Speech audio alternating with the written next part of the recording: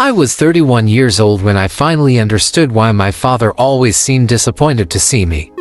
It happened at my sister Claire's engagement party, surrounded by family and friends celebrating her upcoming marriage to a successful lawyer she'd met at medical school. Claire was 28, a pediatric resident at Children's Hospital, engaged to someone who looked like he'd stepped out of a catalog for successful young professionals. I was standing by the dessert table, nursing my second glass of wine and watching my father hold court near the fireplace. He was telling the story again.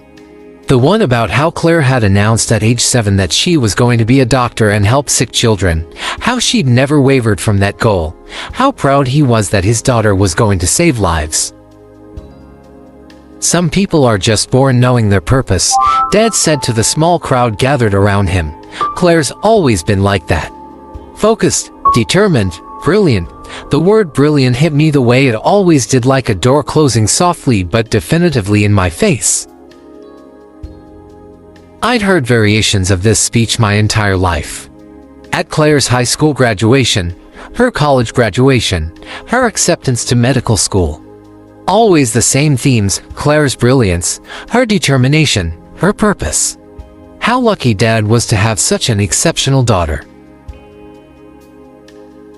Standing there at 31, holding a master's degree in literature and working as a high school English teacher, job I loved but that somehow always sounded apologetic when I had to explain it at family gatherings.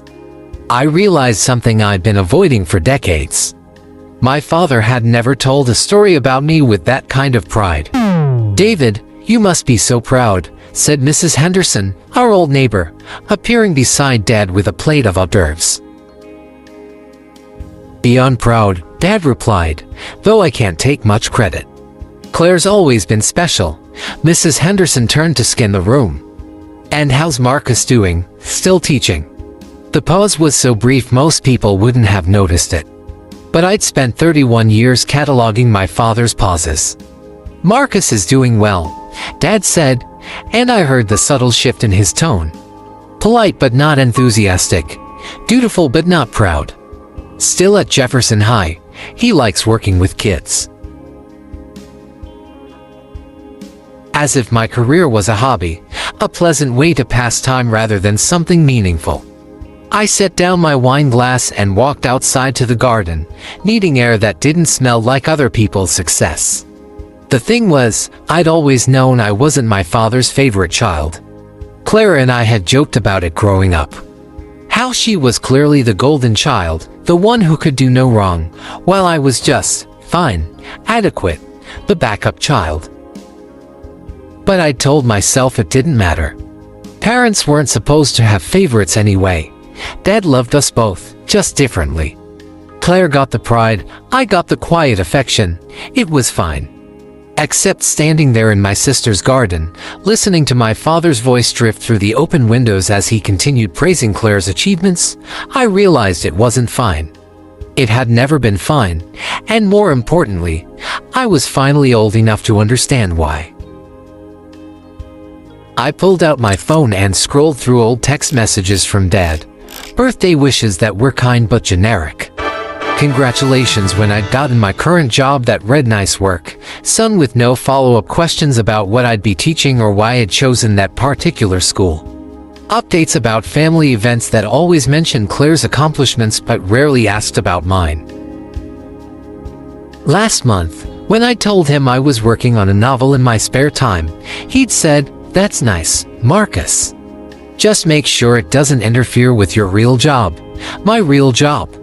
As if the thing I was most passionate about was inherently less real than the thing that paid my bills.